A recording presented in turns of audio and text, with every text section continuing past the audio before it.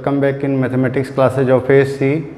आज हम लोग मैथमेटिक्स के इस क्लास में बात करेंगे ये जो हमारा रैंडम वेरिएबल था और उसके प्रोबेबिलिटी डिस्ट्रीब्यूशन, उसके मीन कैलकुलेशन, वेरिएंस कैलकुलेशन से रिलेटेड टॉपिक। तो उसी के एक्सरसाइज में हम कुछ आगे बात करेंगे। इसके पहले 5 तक के क्वेश्चन को हमने देखा था, 6 का भी हिंट्स दिया था कि आप बनाइए, लेकिन बहुत सारे व्यूअर्स का ऐसा कमेंट आया कि सर थोड़ा सा 6 को भी हेल्प कर दीजिए, तो हम 6 से ही शुरू कर रहे हैं बनाने के लिए। तो आइए देखते हैं, लेकिन इसके पहले एक छोटा सा रिक्वेस्ट है कि अगर चैनल को अभी तक आपने सब्सक्राइब नहीं किया है, चैनल पर नए हैं तो प्लीज़ सब्सक्राइब करके बेल आइकन को प्रेस कर दीजिए ताकि लेटेस्ट अपडेट आपको मिलते रहें। और प्रीवियस के चैप्टर्स को पढ़ने के लिए आप प्रीवियस वीडियो को भी प्लेलिस्ट से अपना देख करके पढ़ सकते हैं। आपको प्रेजेंटली इसमें 12th क्लास के लिए ये मैथ का और केमिस्ट्री का वीडियो लेसन बहुत सारा मिलेगा। केमिस्ट्री का भी चल रहा है, मैथ का हमारा लास्ट पोजीशन में है, तो आप वीडियो को देखिए। बाकी भी जो चैप्टर्स हैं, जो टॉपिक्स हैं, उनका भी वीडियो रिसेंटली आपको मिलते रहेगा। तो आइए देखते हैं क्वेश्चन नंबर 6 को। From a lot of 30 bulbs which include 6 defectives, a sample of 4 bulbs is drawn at random with replacement. Find the probability distribution of the number of defective bulbs.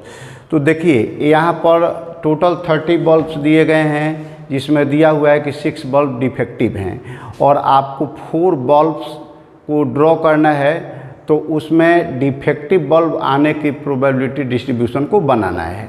तो सबसे पहले हम अपनी सुविधा के लिए उसका सैंपल स्पेस तैयार कर लेते हैं। तो देखिए हमने सैंपल स्पेस तैयार किया। इस सैंपल स्पेस में हमने लिखा है डी लिया है डिफेक्टिव बल्ब के लिए और जी लिया है गुड बल्ब के लिए। आप दूसरा भी एब्रीविएशन ले सकते हैं, हमको यही सूटेबल लगा तो हमने ये लिया है। अब इसका सैंपल स्पेस बनाते हैं अगर, तो 4 डिफेक्टिव लेकर के बनाए तो डी डी डी डी हो गया।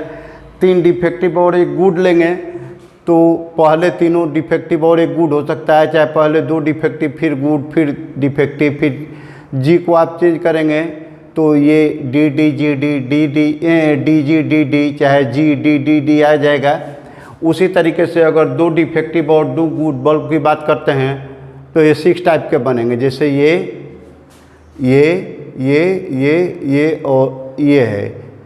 तो इसके बाद अगर एक डिफेक्टिव बल्ब ले रहे हैं तो डी जी जी और ऐसे ही डी शिफ्ट करते जाएगा, चारों जगह पर लेगा तो ये यहाँ तक हो गया, और चारों गुड बल्ब हुए तो ये हो गया। तो हमारा टोटल सैंपल स्पेस बन गया। अब सैंपल स्पेस बनाने से आपको क्वेश्चन बनाने में बहुत हेल्प मिलेगा। देखिए हेल्प कैसे मिलता है।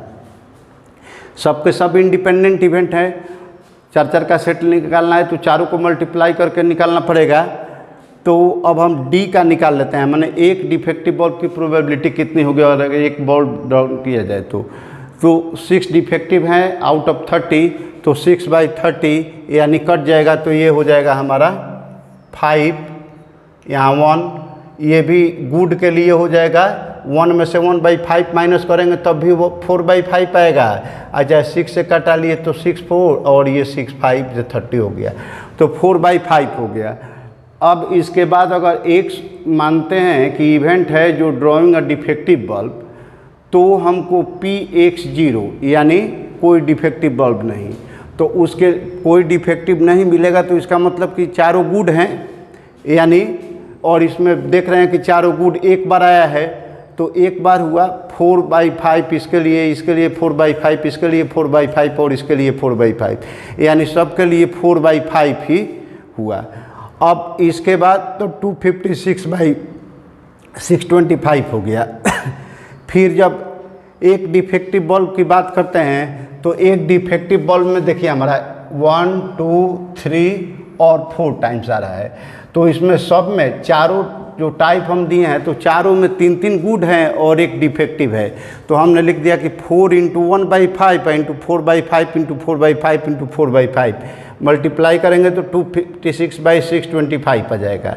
ऐसे ही 2 डिफेक्टिव की बात करें तो टोटल हमारे 6 अरेंजमेंट आए हैं, 1 2 3 4 5 और 6।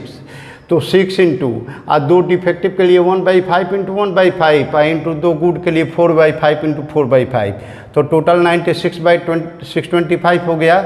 और जब 3 लेते हैं तो 3 के लिए 4 टाइप्स वो भी होगा, 1 2 3 4 टाइप।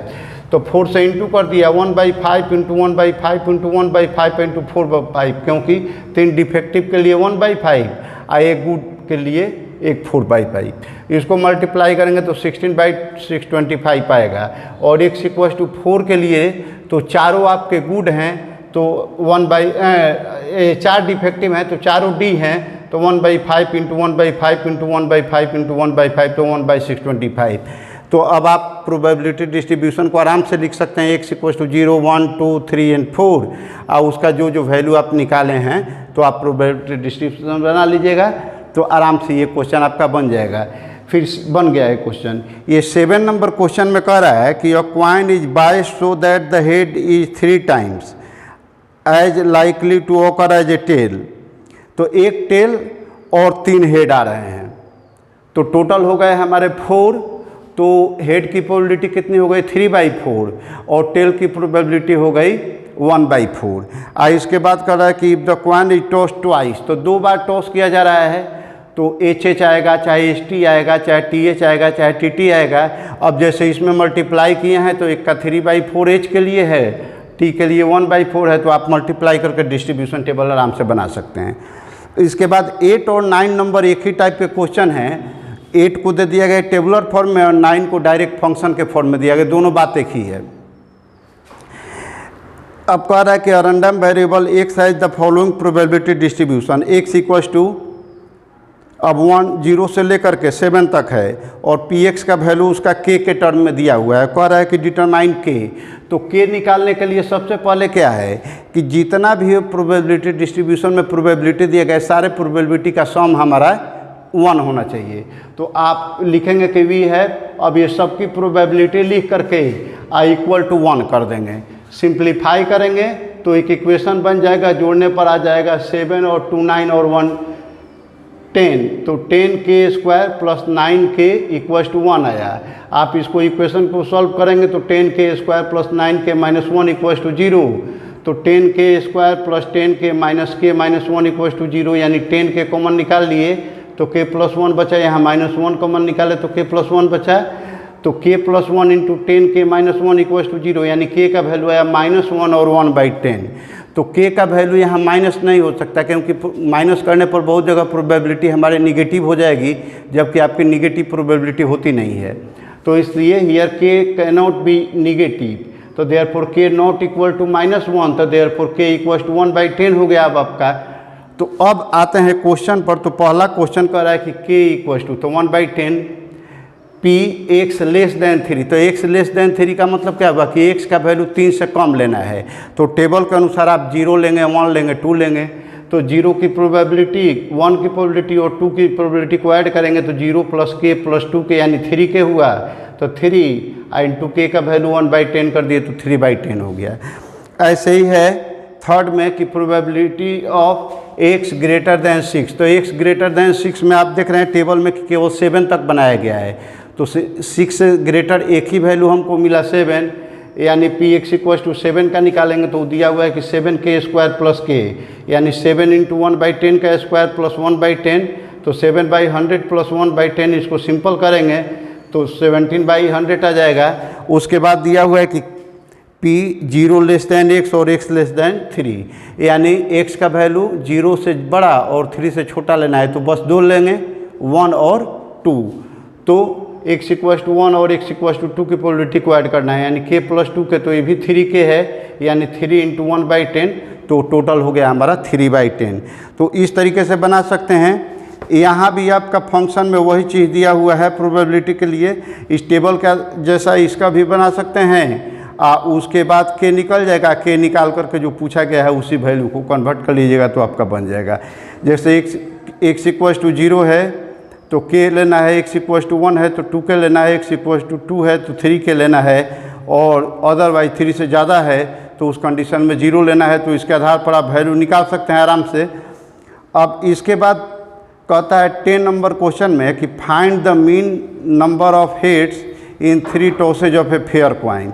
तो 3 टॉस किए हैं तो 3 टॉस का ऑप्शन आपको मिल जाता है, और 3 टॉस का सैंपल स्पेस लिखना जानते हैं क्वाइन के लिए। अब उसमें कह रहा है कि हेड के लिए तो 3 ट्रायल करेंगे तो एक भी हेड नहीं मिल सकता है, यानी हेड का नंबर या एक्स का नंबर 0 हो सकता है, 1 हो सकता है, 2 हो सकता है, 3 हो सकता है। तो सैंपल स्पेस बना करके सेम इसी तरह से आप निकाल सकते हैं पहले टेबल, और जब टेबल निकल जाएगा तो सीधे ये आपका XI का वैल्यू है और ये PI का वैल्यू है, और आप मीन निकालना जानते हैं कि sigma of XI into PI जितना दिया हुआ है उसको इसको और इसको मल्टीप्लाई करके सबको जोड़ देंगे तो आपका मीन निकल जाएगा। सेम उसी तरीके से 11 नंबर कह रहा है तो एक्सपेक्टेशन ऑफ एक्स निकालने के लिए कह रहा है, तो मीन को ही हम एक्सपेक्टेशन ऑफ एक्स कहते हैं। तो इसका भी टेबल बना करके 2 डाइस है तो आराम से निकाल सकते हैं। इसके बाद है 2 dice are thrown simultaneously if x denote the number of 6 find. तो 6 कितना बार 2 ट्राई करेंगे तो एक बार या तो 9 6 आ सकता है, नहीं तो 1 6 आ सकता है, नहीं तो 2 6 आ सकता है। यही ऑप्शन है। 6 आने की प्रोबेबिलिटी 1/6 और 6 नहीं आने की प्रोबेबिलिटी 5/6 हो जाएगी। इसके बाद जैसे इसको अरेंज करके निकाले हैं वैसे आराम से टेबल बना लेंगे, और टेबल बनाने के बाद एक्सपेक्टेशन निकालने का मतलब कि sigma of XI into PI से निकल जाएगा। फिर उसके बाद कह रहा है 12 नंबर क्वेश्चन की 2 number are selected and random without replacement from a first 6 positive integers, let x denotes the larger of the 2 numbers obtained, find EX। तो इसको हम लोग थोड़ा सा सजा करके निकाल लेते हैं, ये भी बनेगा उसी तरीके से, लेकिन एक क्वेश्चन हम लोग बना करके इसको देख लेते हैं 12 नंबर क्वेश्चन को। देखिए 12 नंबर क्वेश्चन में कह रहा है कि 2 numbers are selected at random without replacement from the first 6 positive integers, let x denote the larger of the 2 numbers obtained, find EX। यानी मीन निकालना है या एक्सपेक्टेशन निकालना है आपको। तो सबसे पहले तो हम एक टेबल सैंपल स्पेस की तरह उसका डाटा लिख लेते हैं कि कौन कौन सा उसमें सिलेक्शन हो सकता है। आपको कह रहा है कि 2 नंबर को चूज करना है फर्स्ट 6 पॉजिटिव इंटीजर में से, तो फर्स्ट 6 पॉजिटिव इंटीजर्स 1 2 3 4 5 6 होंगे। अब इसमें से 2 को चूज करना है, और तो पहले चूज करने के लिए हमको लिखना है जैसे 1 2 हो सकता है, 2 1 हो सकता है। फिर 3 को बड़ा मानते हुए अगर हम सेलेक्ट करेंगे, हमको ये भी ध्यान में रखना है कि सिलेक्शन ऐसे ढंग से करें कि उसमें हमको बड़ा नंबर भी मिले, डिफरेंट वाला ही करना है, सेम नहीं करना है। तो जिससे 1 2 या 2 1 में 2 बड़ा मिल जाएगा। 3 के बड़ा होने की बात करें तो 1 3 हो सकता है, चाहे 2 3 हो सकता है, चाहे 3 2 हो सकता है, चाहे 3 1 हो सकता है। उसी तरीके से 4 को अगर लीडिंग मानते हुए करेंगे तो 1 2 3 तीनों के साथ होगा, यानी 1 4 हो सकता है, 2 4 हो सकता है, 3 4 हो सकता है। फिर उल्टे ऑर्डर में भी हो जाएगा 4 3 4 2 और 4 1। इसी तरीके से 5 को लीडिंग मानते हुए करेंगे तो 5 1 के साथ, 2 के साथ, 3 के साथ और 4 के साथ पेयर बनाएगा, और उल्टा सीधा दोनों ऑर्डर में तो 1 5 2 5 3 5 4 5 है। फिर उलट करके 5 4 5 3 5 2 और 5 1 हो गया। और उसी तरीके 6 आपका 1 2 3 4 5 सबके साथ बना लेगा, तो 1 6 2 6 3 6 4 6 5 6 6 5 6 4 6 3 6 2 और 6 1। इतने सिलेक्शन आपके बनेंगे क्वेश्चन के अनुसार। अब कह रहा है कि इसमें से हर एक में 2 नंबर को आप चुने हैं और नंबर का सिलेक्शन करना है विदाउट रिप्लेसमेंट। तो पहला नंबर चुनेंगे तो आउट ऑफ 6 में से कोई एक नंबर चुनेंगे तो उसके लिए हो जाएगा हमारा 1/6। एक जब चुन लिया है तो उसके बाद टोटल 5 नंबर बचे हैं, उसमें से कोई एक चुनेंगे तो 1/5। तो हमने लिखा कि probability of selection of any pair, तो 1/6 पहले के लिए, उसके बाद 1/5 दूसरे के लिए, दोनों को मल्टीप्लाई करेंगे तो 1/3 मल्टीप्लाई, इसलिए कि इंडिपेंडेंट है। फिर एक, क्योंकि पहले के सिलेक्शन और दूसरे के सिलेक्शन में कोई कॉमन नहीं है, तो अब यहाँ पर x का वैल्यू जो है, यानी लीडिंग नंबर कौन कौन सा हो सकता है, तो 2 3 4 5 या 6 हो सकता है। तो x का वैल्यू 2 3 4 5 और 6 लिखे। तो अब x यानी XI लिखना है। XI हम इसलिए लिख रहे हैं कि मीन वगैरह निकालने में सिंबल में आसानी होगी। तो XI हुआ और ये PX यानी PI हुआ है। तो x का वैल्यू 2 3 4 5 6 आप रख दिए। अब देखिए इसमें हर एक नंबर का 1/30 है, और इस सिलेक्शन में आप देख रहे हैं कि 2 लीडिंग करने वाला, तो 2 लीड करने वाला ये है चाहे ये है, दोनों में 2 ग्रेटर है। तो 2 को लीड करने वाला कितना पेयर मिल रहा है, 1 और 2 पेयर मिल रहे हैं। तो एक पेयर के लिए जब 1/30 तो 2 पेयर के लिए 2/30, तो इसकी प्रोबेबिलिटी हो गई 2/30। वैसे ही 3 के लीडिंग में कितना होगा, तो 3 का लीडिंग यहाँ यहाँ यहाँ और यहाँ हो सकता है, तो टोटल 4 जगह हो सकता है और ये पूरे 30 पेयर बने हुए हैं। तो इस तरीके से 4/30 हो गया। फिर 4 का करेंगे तो 4 में 1 2 3 4 5 6, ये 6 में 4 लीड कर सकता है, तो 6/30 हुआ। 5 आपका करेगा तो 1 2 3 4 5 6 7 और 8 में करेगा तो 8/30 हुआ। और 6 वाला जो है आपका पूरा 10 में करेगा, 1 से 5 तक सीधे या फिर 5 से 1 तक उल्टे, तो 10 में करेगा तो 10/30 हो गया। तो ये आपका प्रोबेबिलिटी डिस्ट्रीब्यूशन हो गया। आज जब ये प्रोबेबिलिटी डिस्ट्रीब्यूशन हो गया तो अब हमको EX निकालना है। तो EX निकालना है तो sigma of XI into PI, आई का वैल्यू 1 to n होगा, तो यहाँ पर आप लेंगे तो I का वैल्यू यहाँ पर क्या दे रहे हैं, यहाँ I लिख भी सकते हैं 1 to n, नहीं भी लिखेंगे सिग्मा में तो कोई दिक्कत नहीं। आपका कहाँ से है, 2 से लेकर के 6 तक है। तो यहाँ पर I के लिए आप लिख, या तो I छोड़ दीजिए, सिग्मा ऑफ XI PI सीधे लिख दीजिए, और नहीं तो यहाँ पर आप 2 से n लिख सकते हैं, तो आप इसको छोड़ ही दीजिए, सीधे सिग्मा ऑफ XI PI जितना भी दिया गया है सबका सम कर दिए, तो ये हो गया। अब इसमें ये I = 1 to n में कितना है, तो 1 2 3 4 5 है, तो 1 to n आप सिग्मा में जैसे यूज करते हैं कर लीजिए, कोई दिक्कत नहीं है। तो यहाँ पर 2 × 2/30, 3 × 4/30, 4 × 6/30, 5 × 8/30, 6 × 10/30 सबको मल्टीप्लाई कर दिए। कटाए हम नहीं है, कटाने में इसलिए नहीं कटाए हैं कि सबके बटा के नीचे 30 आ रहा है, तो डायरेक्ट मल्टीप्लाई करके काम करने में आसानी होगी। तो यहाँ 4/30, 12/30, 22/30, 40/30, 60/30 सबको जोड़े तो 140/30 आ गया। 10 से 10 कैंसिल कर दिए तो 14/30 आ गया। यही आपका EX का वैल्यू हो गया। अब ऐसे ही इसमें ये 13 नंबर क्वेश्चन है, let X denote the sum of the numbers obtained when 2 fair dice are rolled, find the variance and standard deviation of the X। तो X का पहले वैल्यू आप तो 2 डाई करेंगे तो कितना आ सकता है ऑप्शन उसमें, तो 1 + 1 से लेकर के 6 + 6 तक, यानी 2 से लेकर के 12 तक आ सकता है। तो 2 3 4 5 6 7 8 9 10 11 12 इतने वैल्यू हो जाएंगे X के।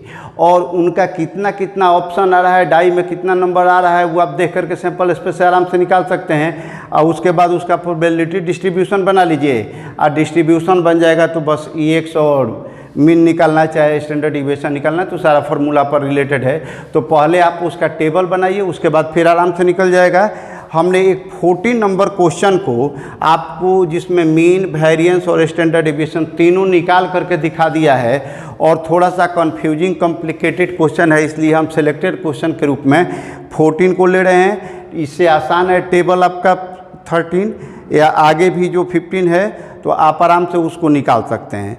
तो 14 में कह रहा है कि a class has 15 students whose ages are दिए 14 17 15 14 21 17 19 20 16 18 20 17 16 19 एंड 20 ईयर्स।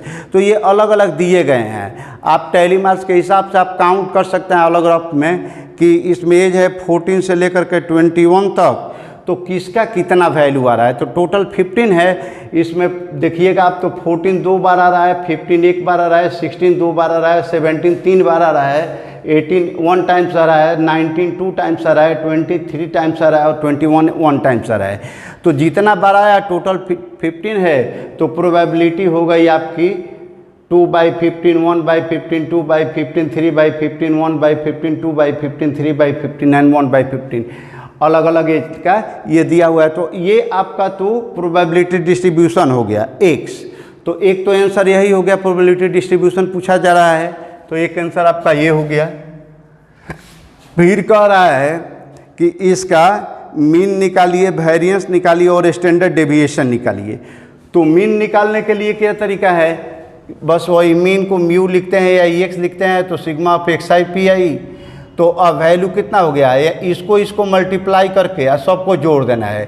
तो 14 into 2/15 plus 15 into 1/15 plus 16 into 2/15 plus 17 into 3/15 plus 18 into 1/15 plus 19 into 2/15 plus 20 into 3/15 और प्लस 21 इंटू 1/15। अब सबको सीधे मल्टीप्लाई कर दीजिए, कटाइए नहीं, आपको आसानी होगी। तो यहाँ पर 28 आया, इसका 15, 32, 51, 18, 38, 60 और 21 आया, और सबके बटा में 15 हो गया। सबको ऐड किए तो 263 डिवाइडेड बाई 15 आया। आप उसको डिवाइड करेंगे तो पॉइंट में 17.53 अप्रॉक्स आएगा। तो 17.53 इसका हो गया मीन। अब कह रहा है कि वेरिएंस निकालिए। तो वेरिएंस का फॉर्मूला आप जानते हैं कि EX square into EX the whole square.